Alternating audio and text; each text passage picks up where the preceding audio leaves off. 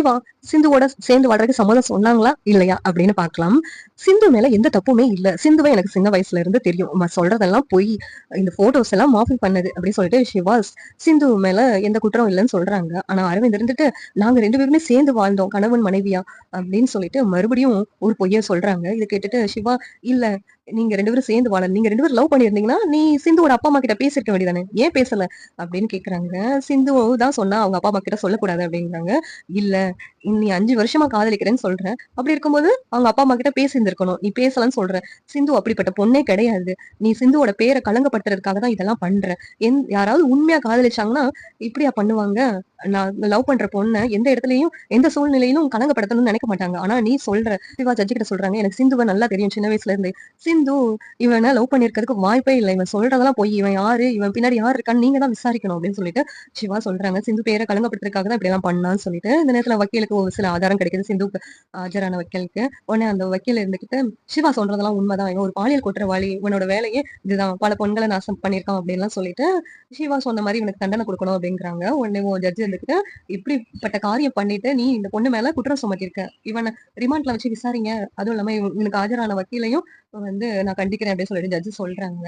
ஆனா நம்ம எதிர்பார்த்த கேள்விக்கு பதிலே வரல. சிவா கிட்ட நீங்க சிந்துவோட சேர்ந்து வாழ்றதுக்கு சம்மதமா இல்லையா அப்படின்னு சொல்லிட்டு கேட்டாங்க. அதுக்கு சிவா கடைசி வரைக்கும் பதில் சொல்லல. ஜட்ஜும் கடைசியில மறந்துட்டு போயிட்டாரு போயிட்ட.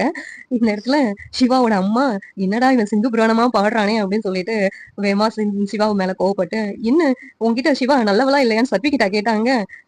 அவ யார் லவ் பண்ண என்ன பண்ணாடி உனக்கு என்ன, நீ வாட்டில உனக்கு சிந்துவோட சேர்ந்து வாழ சம்மதம்னு சொல்லிட்டு இந்த கல்யாணத்தை ரத்து பண்ணிட்டு போறது இல்லாம நீ அவளுக்கு சப்போர்ட் பண்ணி பேசிக்கிட்டு இருக்க அப்படிங்கிறாங்க.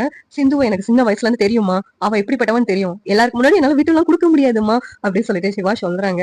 இப்படியே பேசி நீ இப்படியே போயிடு, எப்படினாலும் இரு, நான் போயிட்டு வரேன் அப்படின்னு சொல்லி சிவா அம்மா அந்த இடத்துல கிளம்பி போயிறாங்க. என்ன பூர்ணிமா வந்துட்டு சிவா கிட்ட சொல்றாங்க, நீ சிந்துவை விட்டு கொடுக்காம பேசலையா, அதுலதான் எனக்கு சந்தோஷமே வந்துச்சியா, இப்படியே நீங்க இருக்கணும், எந்த இடத்துலயும் நீ சிந்து விட்டு கொடுக்கவே கூடாது அப்படின்னு பூர்ணி சொல்லிட்டு இருக்காங்க. இங்க ஆறுமுகமும் பைரவையும் பேசிட்டு இருக்காங்க. இங்க பாத்தியா சிவா சிந்துவை விட்டு கொடுக்கல பாத்தியா அப்படிங்கிறாங்க. நானும் சிவா என்ன சொல்ல போறாருன்னு பயந்துட்டு இருந்தேன். சிவா சிந்துவை சப்போர்ட் பண்ணி பேசுனது எனக்கும் சந்தோஷம் தான் அப்படின்னு பைரவும் ஃபீல் பண்றாங்க.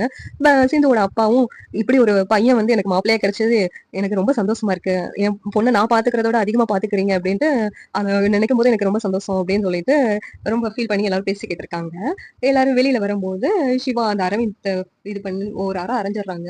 எந்த பொண்ணையும் இந்த மாதிரி நீ அசிங்கப்படுத்தி பேசுற வேலை வச்சுக்கிடாது அப்படின்னு சொல்லிட்டு இங்க அதை பார்த்துட்டு எல்லாருக்கும் ரொம்ப சந்தோஷம் சிவா இப்படி கோவப்படுறதுனால. இந்த பக்கம் அங்க ஆறுமுகத்தோட லாரி எல்லாம் புதுசா ஒரு கேரக்டர் காமிக்கிறாங்களே சஞ்சய், அவங்க எல்லாத்தையுமே பிடிச்சு வச்சுக்கிறாங்க.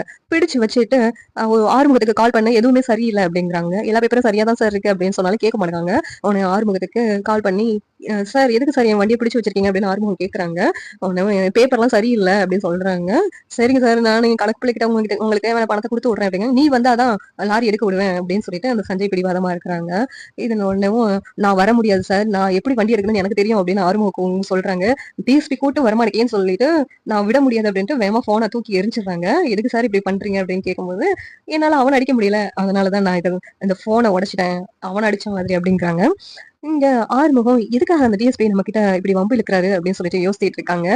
இங்க சிவாவோட தங்கச்சி அவங்க மாமாவுக்கு காப்பி கொண்டு வர்றாங்க. நீ எதுக்கு கொண்டு வர, அதான் அந்த 2 பேர் இருக்காங்களே அப்படின்னு சொன்னோடனே அவங்க 2 பேரும் வேலை சொன்னா 2 அண்ணன்களும் சண்டைக்கு வந்துருவாங்க அப்படின்னு சொல்லிட்டு அவன் சொன்னோன்னு இது கோர்ட்ல நடந்ததெல்லாம் கேள்விப்பட்டேன், சிவான்னு அப்படி கோவப்பட்டாங்களாமே, அது இல்லாம அரவிந்த வேற அரைஞ்சிட்டாங்களாமே அப்படின்னு சொன்னோடனே அடி அடி இடி அப்படின்னு சொல்லி சிவா மாமா சொல்றாங்க.